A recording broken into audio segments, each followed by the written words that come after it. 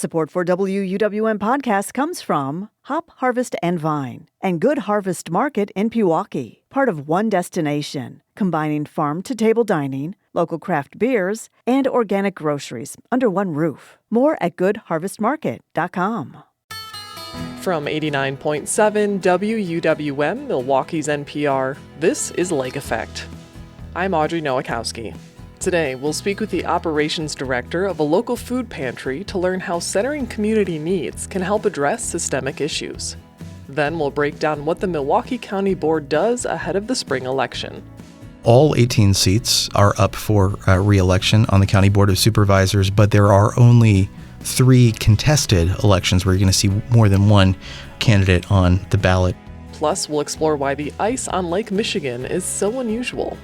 You're never going to get like a perfectly beautiful flat ice on Lake Michigan. It's always going to be kind of this amalgamation of ice that's kind of building up on top of itself. All that's coming up on Lake Effect.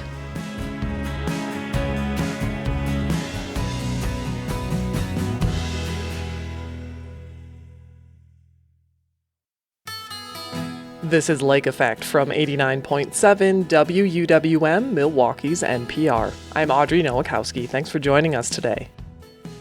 All 18 seats on the Milwaukee County Board of Supervisors are up for election on April 7th.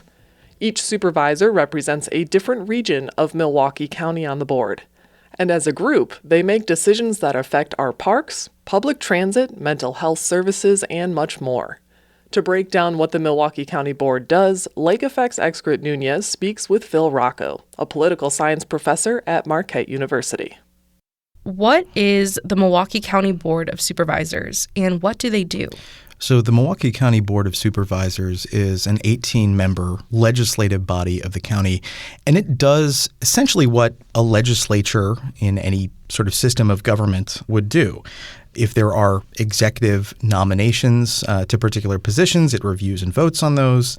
It modifies the budget that the county executive proposes in line with its own priorities. It can propose ordinances and changes to ordinances to create new programs. And it can also consider ordinance changes that the county executive proposes and votes on those. So, you can think of it as an analog to the state legislature or the Milwaukee Common Council, really a legislative body. So you listed some of their responsibilities as a legislative body. How does the work of the county board affect Milwaukee County residents' day-to-day lives? The way that I like to think about it is much of the most important action that the county board does is reviewing and voting on and amending the budget that's proposed by the county executive. And that's a process that starts in the spring and it goes through to the fall. It's quite a long budget process.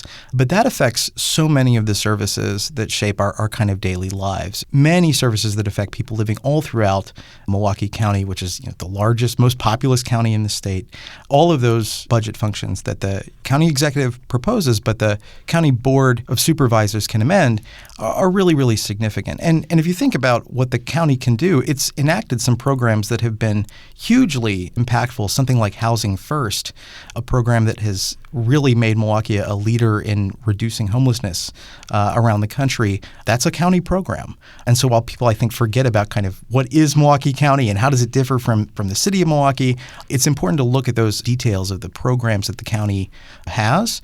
And County Board of Supervisors makes some really important decisions about how those programs are funded and how we balance all of the different responsibilities that the county has to attend to. So you explained how one of the biggest things that the County Board of Supervisors is in charge of is approving the county's budget every year.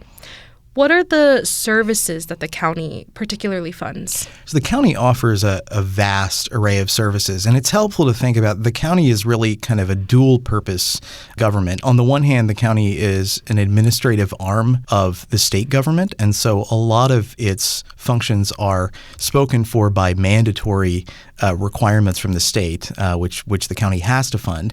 But then it also provides services that it has the discretion to do that aren't required by the state. But to put that in context, about 75% of our expenditures are accounted for by things that the state requires us to do. So that's things like the court system, the sheriff's office, the jail, things of that nature. But the county also funds some really important services. Transportation is a big one, MCTS. The park system, which is sort of one of the quality of life jewels of living in this region.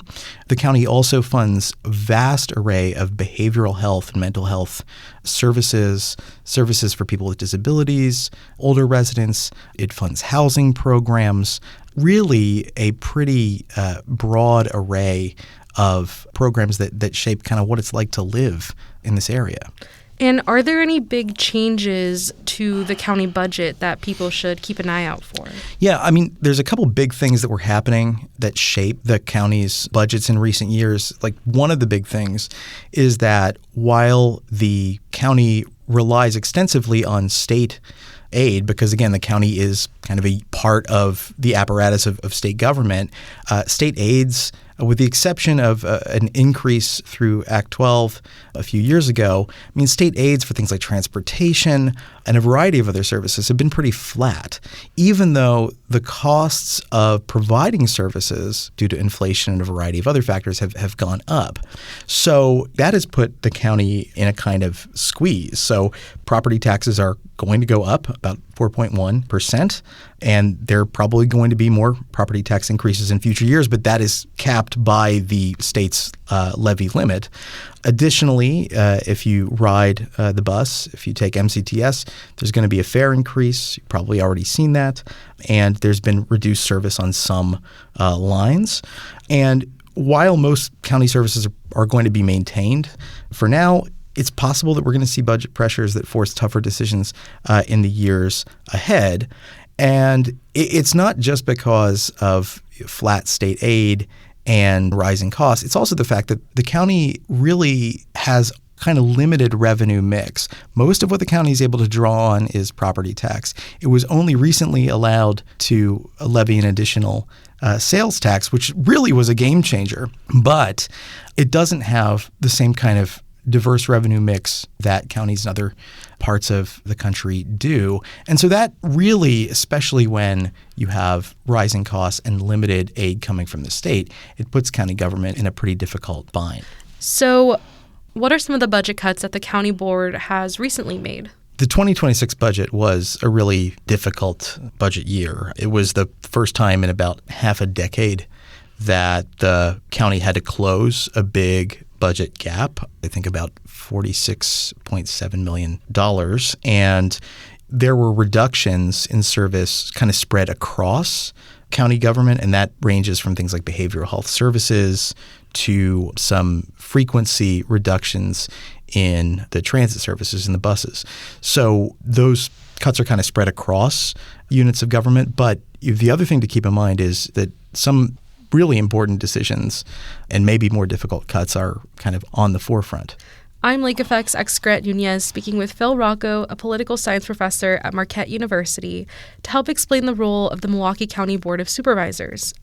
Well, I want to move on and talk about what district seats are currently up for election. Can you talk about that? So right now, all 18 seats are up for re-election on the County Board of Supervisors, but there are only 3 contested elections where you're going to see more than one candidate on the ballot, and that is District 9, which is the far southwest corner of the county. It includes Franklin. District 11, which is also pretty far in the southwest, includes Greendale, and District 7, which is further northwest in Milwaukee County. So you only really have 3 contested races, even though all 18 members are up for re-election. And why are there so many uncontested races? Yeah, this is a phenomenon in local government generally in the United States. Local governments have the highest percentage of uncontested races nationally. It's certainly true of county board seats in Wisconsin generally. And there's a variety of different explanations for this. One is that local governments are a lower salience form of government. It's not the level of government that people think about. Often when it's working well, people don't think about it, and that creates fewer kind of opportunities for kind of electoral turnover or contestation. Another reason why is participation in local elections is often very low. Turnout rates are typically a fraction of what they are in presidential elections or congressional elections. And that is driven in part by the fact that county board races in places like Milwaukee happen in the spring. They're off cycle with national elections, and they're off cycle here even with other executive office elections for county. So that can drive down turnout. And there's a kind of chicken and egg relationship between turnout and contestation of races. If you don't have a very well contested race, that's going to drive down turnout. And if you have lower turnout, that creates, I think, a more difficult road to contesting a seat. And what are some of the issues supervisors will have to face if elected or reelected this year? So the county's fiscal problems are by no means solved. Right? Many of the dynamics that are kind of driving county budget challenges that we're faced in the current budget are going to continue. Flat state aid, rising service costs, deferred maintenance on county buildings, those will continue. And so it's going to continue to be a balancing act. So there's going to be a lot to pay attention to as a resident of Milwaukee County in the year to come. And I think that there are also broader national kind of political issues that the county is going to be forced to respond to. The Trump administration's cuts to major programs, including Medicaid. I mean, that's a huge issue for residents in the county. Food stamps, SNAP, another really important issue. And the county has kind of limited capacity, fiscal capacity anyway, to respond to some of those major federal cuts. But it's going to feel the consequences because of the role that the county plays in service provision. It's going to feel the blowback of those federal decisions. The county is also one of these places where the role of multiple levels of government, federal, state, and local, kind of come together. It's a meeting point for those roles. And so what happens nationally, we're not necessarily immune from here in Milwaukee County. Well, reflecting on everything that we've talked about, why should people care about who their county supervisor is, even if they don't live in a district with a competitive election? Counties are often what political scientists call forgotten governments. They're units of government that people kind of take for granted until things really stop working or until there are major cuts that affect them. But the thing that I would emphasize is that the county shapes so many services that affect the quality of life that we have here. And even if there isn't a contested race on your ballot, the election is only one venue in which representation in politics plays out. You can write to or try to schedule a meeting with your county supervisor if there's an issue on the county's agenda that matters to you. The other thing is that most people don't know this, that county meetings are broadcast virtually, so you can watch them online and follow what's going on. But the important thing to know is that it's not just every 2 years or 4 years that your voice matters. It's when issues come up before the county that affect you, you have a right and a responsibility in a way to speak up and to play your role in our local political process. Well, Phil, thank you so much for speaking with me today. I really appreciate you helping me understand the role of the Milwaukee County Board of Supervisors. Great to be with you.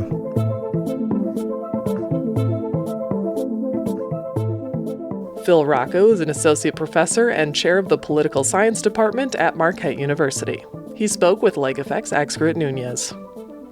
As part of our election coverage, we'll be talking to the candidates in competitive supervisor races and making a voter guide. Stay tuned for that.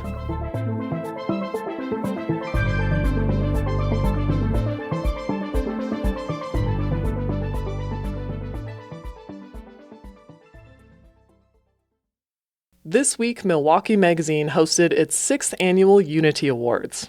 The awards recognize 6 honorees for their achievements in making Milwaukee a more equitable and inclusive place for all. This year's honorees include Kurt Owens, Element Everest Blanks, Ken Ginlack, Katie Cummings, Levi Stein, and Jack Bolog. All are local leaders who foster connection and strengthen the community through their work. Today, we'll get to know Jack Bolog, the operations director of People's Table. The nonprofit helps families find free food, resources, and support so they can live with stability and dignity. It's also not your traditional food pantry. Bolog has helped build a program called The Collective, which empowers families to choose their own groceries while also connecting them to wraparound services. Bolog joins me now to share more about his work and begins by explaining what drew him to a career in service. Grew up in Kenosha, and I went to college at University of Wisconsin-Whitewater. I studied human resources and marketing with a professional sales emphasis. And going into college, I wanted to be a recruiter for companies, and I thought that was a good skill set I had. But I also knew that I wanted to do some service, like a year of service. Growing up, I did a number of different service trips throughout the U.S., and I really found them meaningful. And I thought to myself, if I got so much meaning out of this out of a week, what would I get out of it if I did it for a whole year? And so I did a year. I had an internship placement at Kinship Community Food Center. So I was there for 1 year. I loved it so much I did it a second year. And then by the end of the second year, I was really getting my feet in the water in the nonprofit world. And I also, internally I was kind of wrestling with, I want my life to reflect one that's not complacent to the hardships and injustices that I was seeing around me with the people I was encountering on a regular basis. And eventually I had a mutual connection that led me to the People's Table. And that was 2.5 years ago, and I'm here today, and I'm still as happy as the first day I started here. So excellent. Well, I do want to get back into some of those formative years and experiences that you had. Growing up, as you mentioned, you did a lot of service work, but originally it was because you were voluntold, right? Yeah.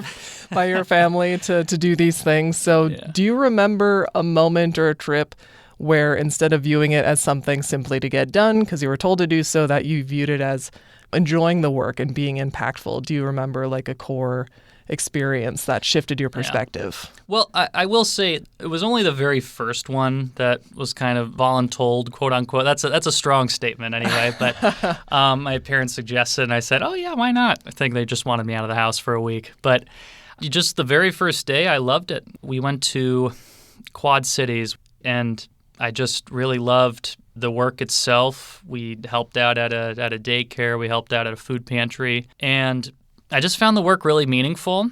And I also remember really being inspired by a lot of the community leaders that were doing something about the difficulties that were in people's lives. And I kind of had this sense that I'd love to be like that someday. And that's kind of how my life eventually led to me being here. Yeah. And at Kinship, can you share any standouts of your experience with them? And did it influence wanting to stay in the food pantry work and realm? Oh, 100%. Working at Kinship definitely inspired me to continue being in the food security space. I just had a lot of eye-opening experience there, and there's not one in particular that's like that. There's a lot of gradual changes. I think the biggest one was there's a spiritual formation element. It's it used to be a pantry that was run out of the church, but a lot of the leaders there are still are tied with their Catholic roots and Catholic identity. And so we were talking about this principle with how everything that we have is ultimately from God, and the gifts that we have, the resources that we have, they ultimately need to be used for what does the most good. And that was a really eye-opening thought. There's a shift that kind of took place internally that none of the goods that I have are really mine. They really belong to those who need them most. So I just felt really called to live a life that was helping others. It just was a wonderful experience, and it really transformed a perspective that I brought with me, which was I think it's very easy to think of people who are experiencing poverty as the problem or something to fix and you're going to go fix their life. When what I really discovered was that when you take that mindset, it's really a controlling mindset. And what's a lot more transformative is when you take the place of accompaniment, when you're able to walk alongside people on their journey, when you develop real friendships with them. And that was a transformation that took place very quickly after I started. And, the reality is the people that I encounter on a daily basis, they're all really good people. and the community is able to have ownership over, their own destiny, and I'm just here along for the ride.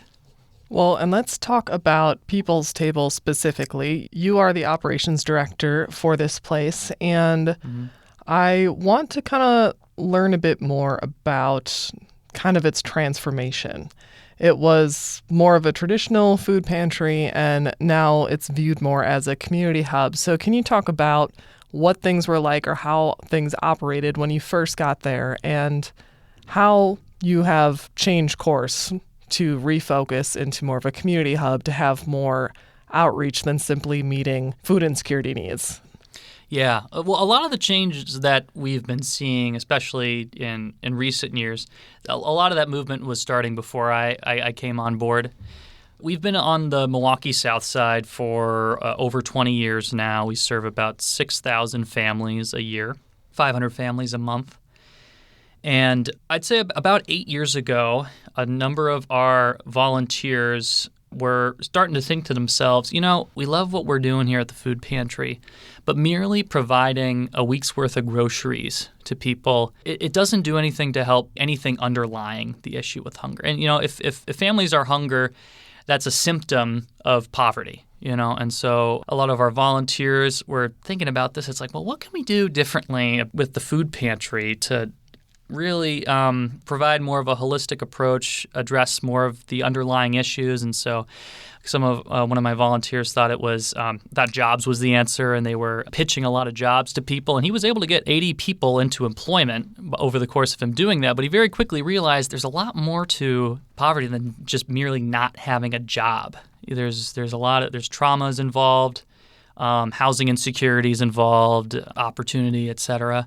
And so one of my volunteers was reading this book, and he heard about this model called the food cooperative. When we adopted that model, we call it the food collective, but the food cooperative model is a model that started in the 1990s in Atlanta, Georgia. We heard about it through an organization called Urban Recipe, and it's a totally different approach to addressing food security compared to the traditional pantry model. In a food collective, the program is really ran and owned by the community members, which are the recipients of food. And so on a typical food collective day at 8 a.m., all of our food collective members, they show up on site and they bring up the food from the basement. They unload the food delivery truck. They distribute the food out amongst their families. And then once all the food is given away to the families that are present in that group, then we go and we'll have a community meeting. And that group, we'll talk about resources available to families. We'll present different employment opportunities for education. Very recently, we had some healthcare resources come in and share about the resources available, which is a big challenge in a lot of low-income families getting access to good health care. And so what this really does, it does a few things. One, it allows people to get their groceries. But number two, it really gives people ownership of the process. And that's something that is not innately built into the pantry model. And it also allows us to really develop a deeper long-term relationship with the community members that we're serving. And so oftentimes in a pantry, you really only see someone for 5 minutes, 10 minutes. You don't really get to know their story. In the food collective, you really get to know people's story.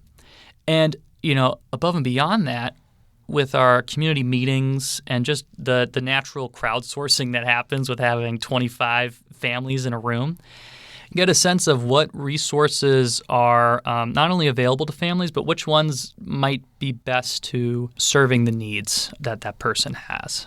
It's just a really transformative model, and I believe that this model is going to be a really effective way of addressing poverty in our city. So can you explain how people get involved in this process, right? So you said you serve about 500 families a month? Yeah, well, that's through our food pantry. Okay. With our food collective program, we have 4 sites. We have just under 100 families as a part of all of these groups.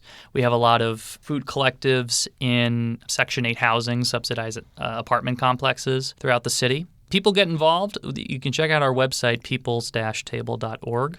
So for the pantry, you can just come and we'll sign you in and we'll make sure you get set up with food and other resources if you need them. With our food collective, it's just a referral process at this point. So all folks need to do is submit an inquiry on our website, and then we'll get to them and make sure that we're able to get people involved with this awesome program. And we're hoping to expand this model to as many as 6 or maybe even more by the end of this year. We just opened 2 within the past couple weeks, so there's a lot of growth in this model, and there's a lot of excitement behind it as well. Awesome. So you are being honored with a Unity Award from Milwaukee Magazine for your work with the People's Table. What does it mean to you? What does it mean to me? Well, I was a little, I don't know what the word is, intimidated, I suppose. A lot of these other folks that won the Unity Award alongside with me, I think, not to date them, but I feel that their careers have been probably as long as I've been alive for some of them. And for the audience, you're 26? I'm 20. Yeah, I'm 20. Sorry, I'm younger. I'm 26 years old. And so I felt a little bit, almost not worthy. Like I'm relatively new here, I feel. But I was telling some friends about that. I was like, I don't know. I'm just young, blah, blah, blah. And one of my friends said, it's not about what you've accomplished and what you've been doing. It's the fact that you're doing the work. And I think that was a really helpful line for me. And this also, as I'm thinking about the people that are getting involved with, helping communities across Milwaukee, it's not about how long you've been doing it. It's about the fact that you're doing it. Like anybody can get involved in any capacity. And, you don't need to have this extensive experience working with underserved communities or have a master's doctorate degree in social work or public health. You don't need that. All you need to do is really show up for your neighbors. And that's what I try to do in my work. I just try to show up, and try to be present and to really love those around me. And I felt very humbled by the recognition for the award. I was not anticipating it, but it also just goes to show the awesome work that we're doing at the People's Table, alongside me at my work. There's dozens of community leaders, hundreds of dedicated volunteers. And, I may have won the award, but the reality is this is an award that was accomplished by hundreds of people. Well, Jack, I want to thank you so much for joining me today to share more about your work, and congratulations. Oh, thank you, Audrey. I really appreciate it.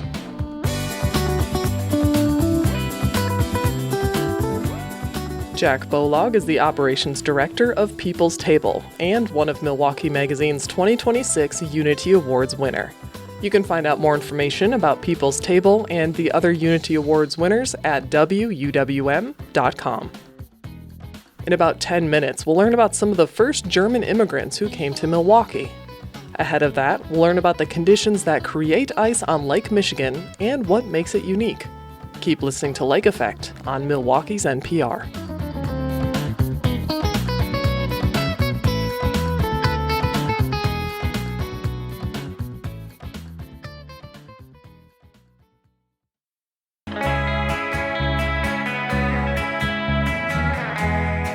You're listening to Lake Effect on 89.7 WUWM. I'm Audrey Nowakowski. The cold has returned to Milwaukee, and the water is slowly icing over once again. But if you stare out at Lake Michigan, you'll see flowing water in the not-so-distant horizon. And there's a good reason for that, as artist and educator Gio Rutherford can tell you. Rutherford is an educator and content creator based here in Wisconsin whose work focuses on bodies of water. Her TikTok, Geodosaurus, shares videos filled with facts about our waterways, including Lake Michigan. She joins Lake Effect's Joy Powers to explain what makes Lake Michigan so unique.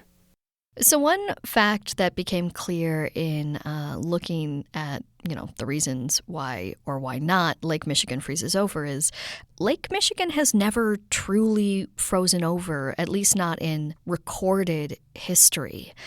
Why is that? What keeps it from freezing over? There's so many factors that are kind of at play here. And a big one is that Lake Michigan is, okay, let's just talk about Lake Michigan. Lake Michigan is extremely deep. It's 923 feet deep, which is the second deepest of the Great Lakes. Obviously, Lake Superior is the deepest.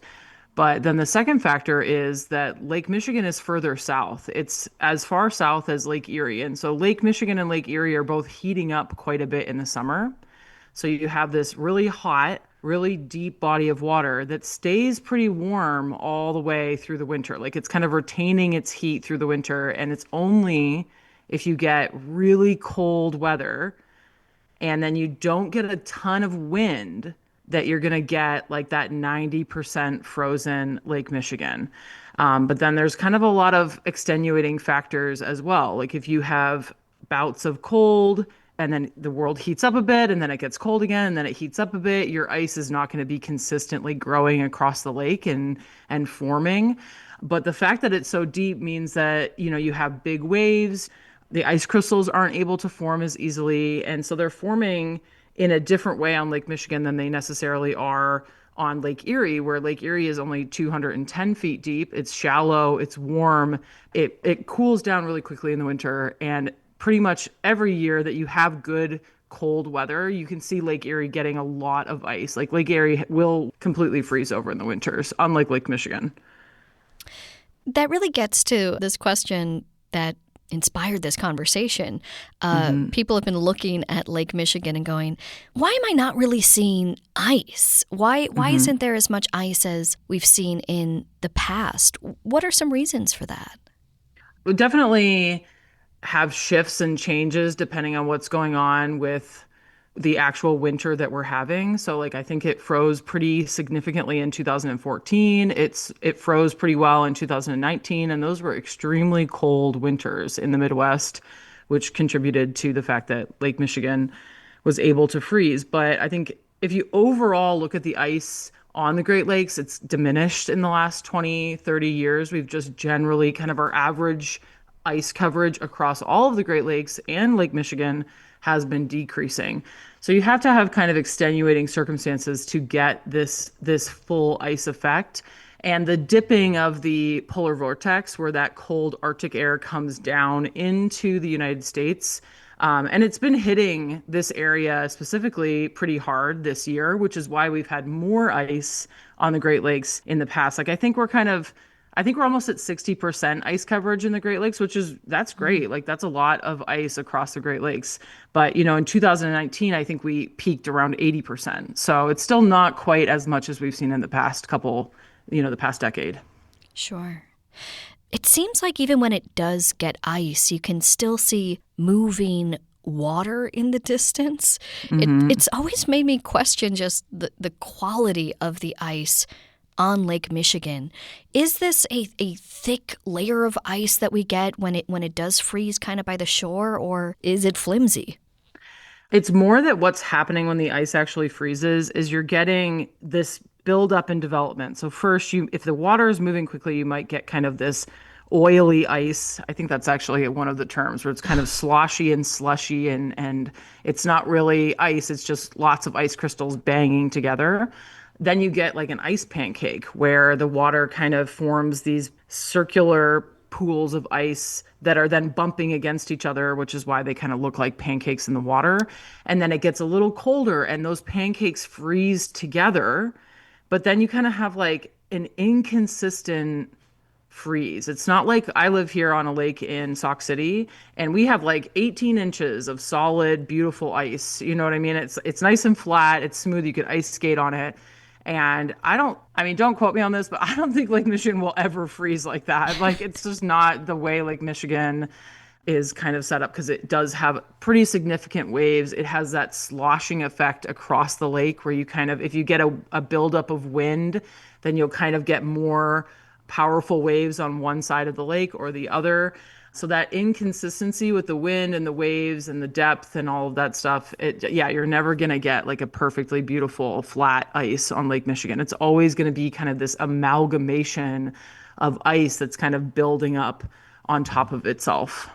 Interesting. I will say, in preparation for this conversation, I walked down to the lake, right? I went to the lakefront over by the Milwaukee Art Museum and Discovery World, and it was frozen right by there.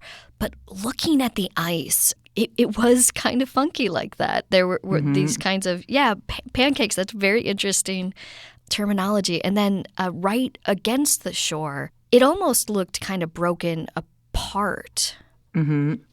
Yeah, you'll get like ice volcanoes and little ice tsunamis or ice dams. Like there's so much fun ice terminology that the Great Lakes, we're lucky that the Great Lakes kind of has all these fun different types of ice that occur. And yeah, you're going to kind of get this buildup. The ice volcanoes are fun. That's what you'll see on the beaches. Like when you go to the Indiana Dunes State Park or you go to one of these really sandy, giant beaches, the ice is really built up. Like people walk up onto the ice because they can't even see the water. So they're like walking up onto the ice without realizing that they're like walking above potentially like 6 or 10 feet of open air before the water because of the way that the ice is just like accumulating as it smashes against the shore and builds up. Certain areas, if you have an area that's protected from the wind and protected from waves, like in bays or in like these little inlets that we get along the Great Lakes shorelines, you're going to have a nice freeze. Like you could potentially have a nice flat frozen pool of water there. But in most areas in the open Great Lake Michigan, you're not going to get that. So Green Bay freezes usually, I'm not going to say every year, but it freezes more easily. And these different pockets and corners will freeze more flat and more solid and more evenly because they're protected from that wave and wind action. Oh, interesting. Now, that's, I think, a big question for people, especially here in the Milwaukee area where our main lake is Lake Michigan. You mentioned, of course, the lake by you is pretty frozen over. I think the lake that I grew up on, Geneva Lake, I think that's frozen over. I'm not sure. That's a big one. It's a big one. Yeah. The bigger the lake, the more it's affected by wind. Oh, sure. What are some ways of picking out a lake to really get the full ice experience, the ice capades that people are interested in? I can't say that I'm a particularly ice person. Like I've never been ice fishing. I ice skated when I was a kid, but I've only recently moved to this lake here in Sauk City. And it's amazing because there's people on it 24 hours a day, it feels like. There's people ice fishing. There's people using little motor cars across it. So I don't know what their system is for making sure that that's a safe practice. If that's your question, I don't really know because I'm even hesitant. My dad will walk, like he does a lap around the entire lake and he uses the fact that it's frozen as an advantage to like cut across, and he walks across the entire lake with the dogs. And I'm like, I don't do that. I'm like nervous because there's a lot of accidents every year because people underestimate ice, and it makes me I think because of the nature of my TikTok and what I do, where I talk about spooky waters and things that have accidents that have happened, I'm hesitant. I'm a very hesitant person when it comes to ice. And I've seen videos this year of Lake Michigan in Milwaukee and in Chicago where people are walking across these frozen ice pancakes. And I'm like, please don't do that. Like you can't trust it. Like it's not like an inland lake where you can ask an ice fisherman if it's 18 inches deep, like thick ice, and like you can trust to walk across it. This is the Great Lakes cannot be trusted like that. They're not safe. So yeah, I feel like I'm more cautious and don't I don't do that. Fair. So given the ice pancakes, the ice volcanoes, the many very interesting ice types that you can find on the lakes, you won't be venturing out. No, I would never. I'm also a giant person. I'm like 6'3". I just don't trust it. Like I'm like, no way. And I've just seen and heard of so many accidents. So sure. Well, Gio, thank you so much for joining us here on Lake Effect and sharing your work. Yeah, no, thank you so much for having me.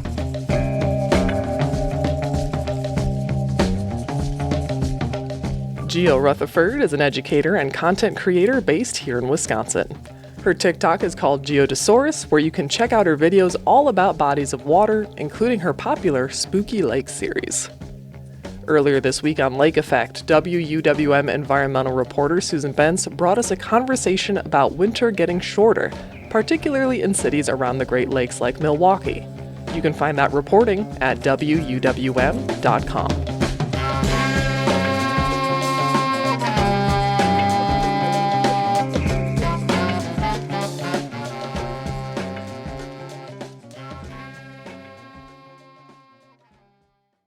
Bubbler Talk, quenching Milwaukee's thirst for knowledge.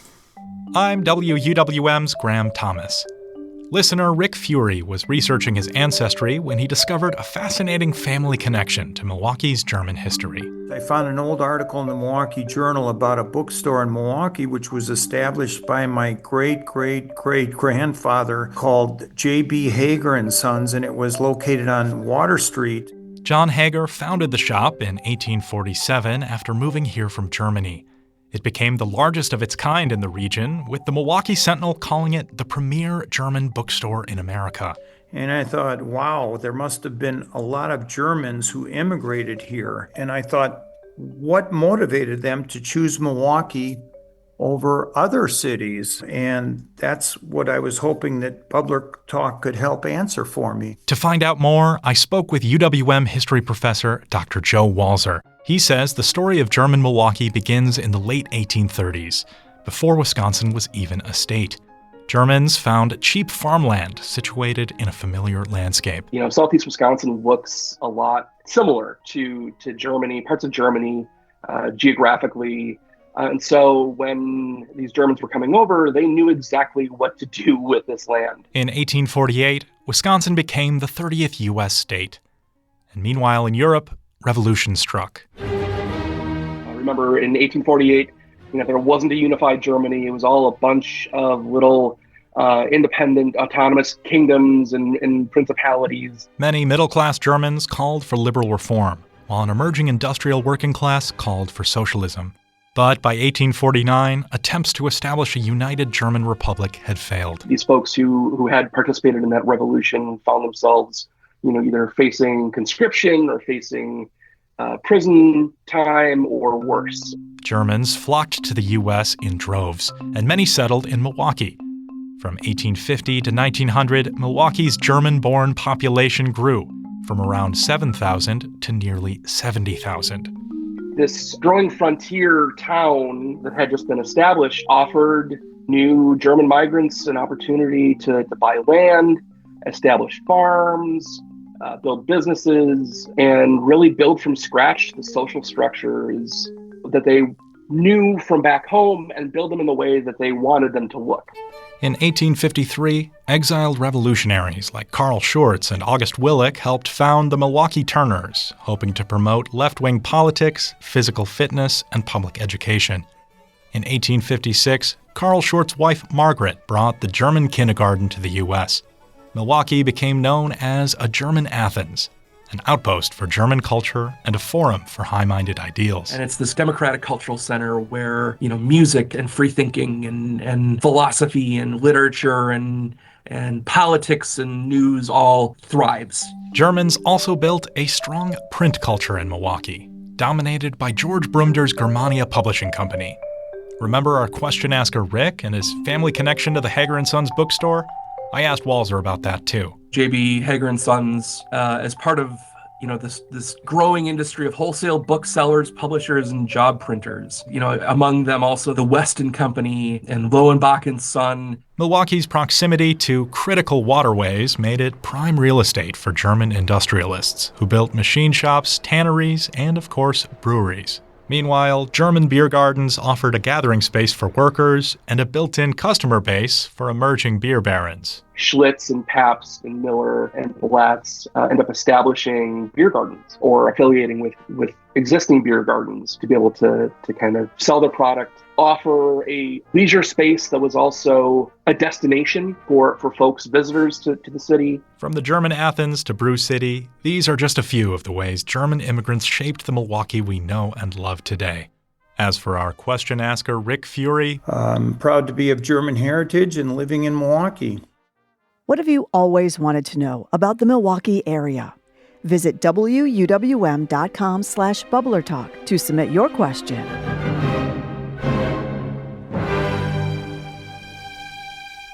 You can find all of our Bubbler Talk stories at wuwm.com and as a podcast. And just like Bubbler Talk, Lake Effect is also available as a podcast, so you can listen to us whenever you like.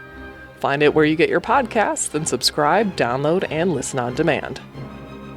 We'll take one more break, and when we return, we'll explore the history of Hmong refugees' journeys to Wisconsin. That's next on Lake Effect on 89.7.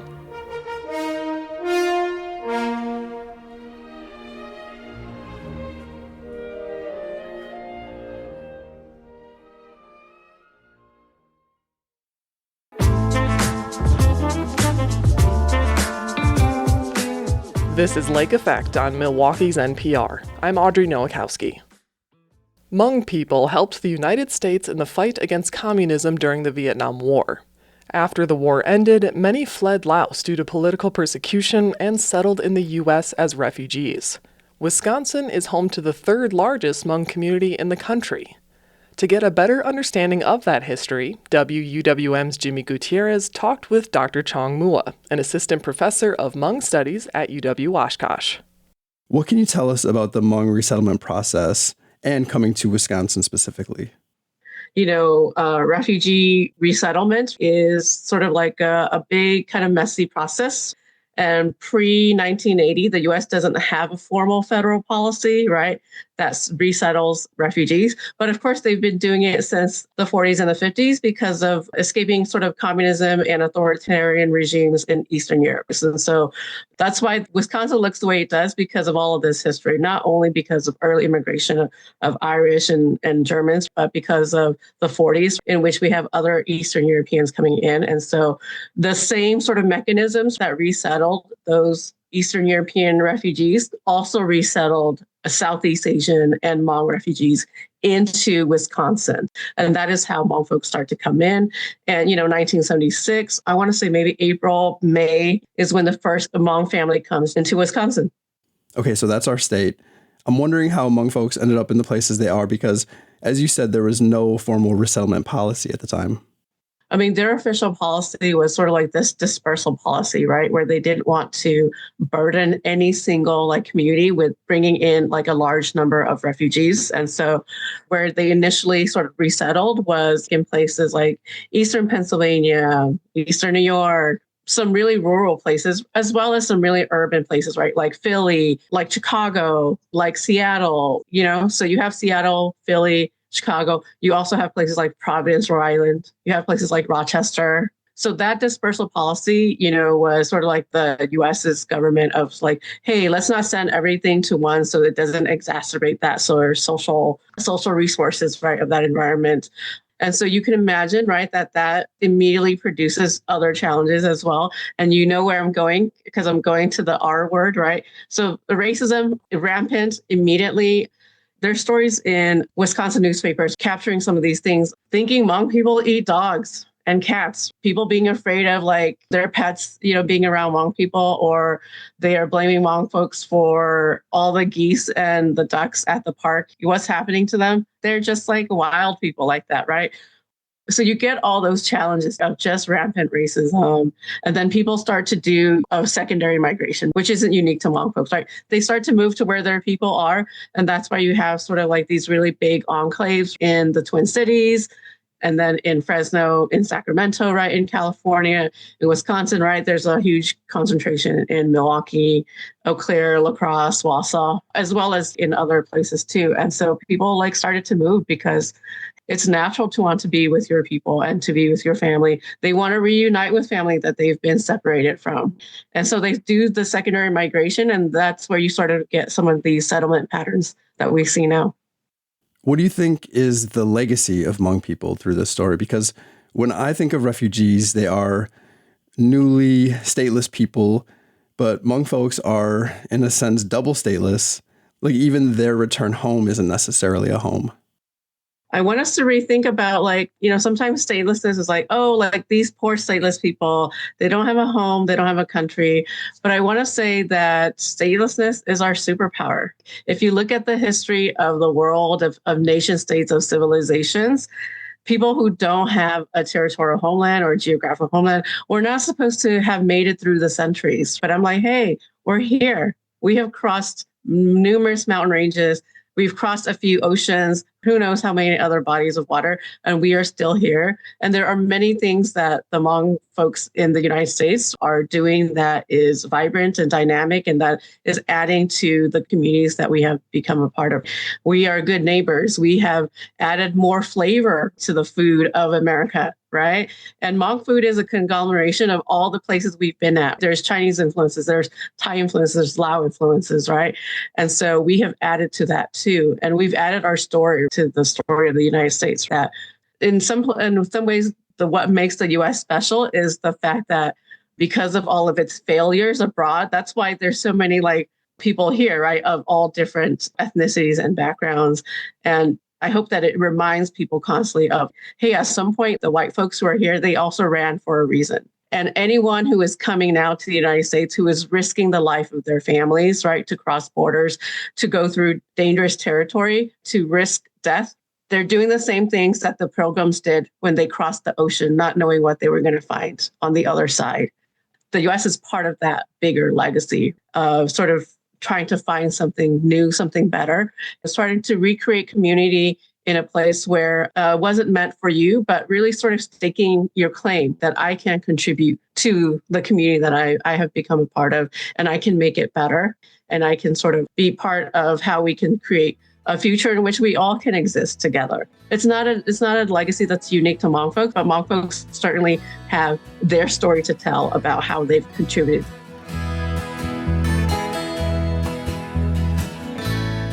That was Dr. Chong Mua, Assistant Professor of Hmong Studies at UW-Oshkosh. She spoke with WUWM's Jimmy Gutierrez last year. And that wraps up Lake Effect for today. I'm Audrey Nowakowski. If you've missed any of Lake Effect this week, you can find all of our conversations at WUWM.com. If you'd like to take the show on the go, just download the Lake Effect podcast wherever you listen to your podcasts. Thank you so much for joining us today, right here on listener-supported 89.7 WUWM, Milwaukee's NPR.